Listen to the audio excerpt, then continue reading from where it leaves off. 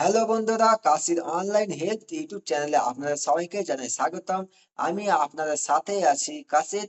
তো বন্ধুরা, আপনারা অনেকেই জানেন যে পশ্চিমবঙ্গ পঞ্চায়েত দপ্তরে 6,652টি শূন্য পদের নিয়োগের প্রক্রিয়া শুরু হয়েছে, কিন্তু এই চাকরির আবেদন করার আগে আপনাদের একটি ওটিআর অর্থাৎ অন টাইম রেজিস্ট্রেশন বা প্রোফাইল তৈরি করতে হবে।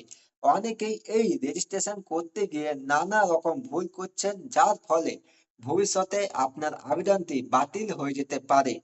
তাই আজকের ভিডিওটি আমি আপনাদের একদম লাইভ দেখাবো কিভাবে আপনার হাতে থাকা মোবাইল দিয়েই নির্ভুলভাবে এই অন টাইম রেজিস্ট্রেশন সম্পূর্ণ করবেন।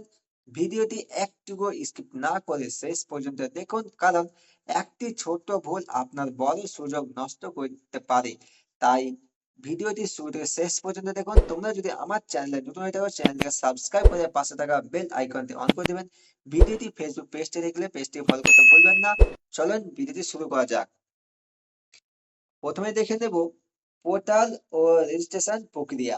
সবার আগে আপনার মোবাইলে কম ব্রাউজারটি ওপেন করুন এবং সার্চ করুন prd.wb.gov। এটি হলো পঞ্চায়েত নিয়োগের অফিসিয়াল পোর্টাল। এখানে আসার পর আপনারা রেজিস্টার বা ক্যান্ডিডেট লগ ইন অপশন দেখতে পাবেন, সেখানে ক্লিক করুন। এবার আপনার একটি বৈধ মোবাইল নম্বর এবং ইমেল আইডি দিন। মনে রাখবেন, এই নম্বরেই কিন্তু ওটিপি আসবে এবং ভবিষ্যতে সব আপডেট পাবেন। ওটিপি দিয়ে ভেরিফিকেশন করার পর আপনাকে একটি শক্তিশালী পাসওয়ার্ড তৈরি করতে হবে। পাসওয়ার্ডে অন্তত একটি বড় হাতের অক্ষর, একটি ছোট হাতের অক্ষর এবং একটি স্পেশাল ক্যারেক্টার, যেমন ধরুন বা হ্যাশট্যাগ ব্যবহার করবেন।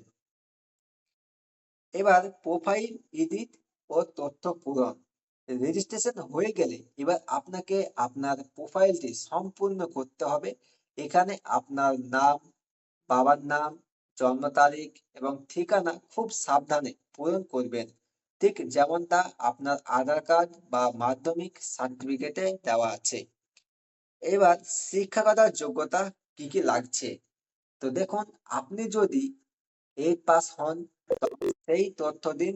যদি মাধ্যমিক বা উচ্চ মাধ্যমিক পাস হন তবে সেটিও সঠিকভাবে যুক্ত করুন, কারণ পদের উপর ভিত্তি করে আপনার এই তথ্যগুলো যাচাই করা হবে। ছবি ও সই, আপনার একটি পাসপোর্ট সাইজ ফটো এবং সিগনেচার আগে থেকেই ফোনে সেভ করে রাখবেন। নির্দিষ্ট সাইজের মধ্যে এগুলো আপলোড করে দিন। আপনাদের একটি সতর্কতা দিচ্ছি, একটা কথা খুব ভালো করে মাথায় রাখবেন, এই রেজিস্ট্রেশন কিন্তু একবারেই করা যায়। তাই ফাইনাল সাবমিট করার আগে প্রিভিউ অপশনে গিয়ে সব তথ্য একবার মিলিয়ে নিন।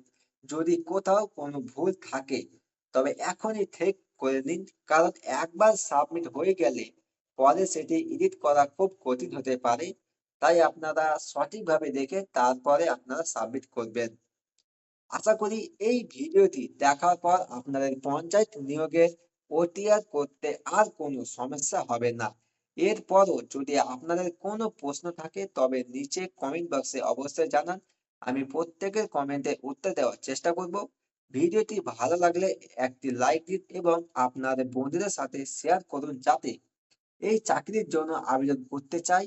আর এই রকমই দরকারি ভিডিও এবং নিয়মিত চাকরির আপডেট পেতে আমাদের কাশির অনলাইন হেল্প চ্যানেলটি সাবস্ক্রাইব করে পাশে থাকা বেল আইকনটি অন করে রাখুন।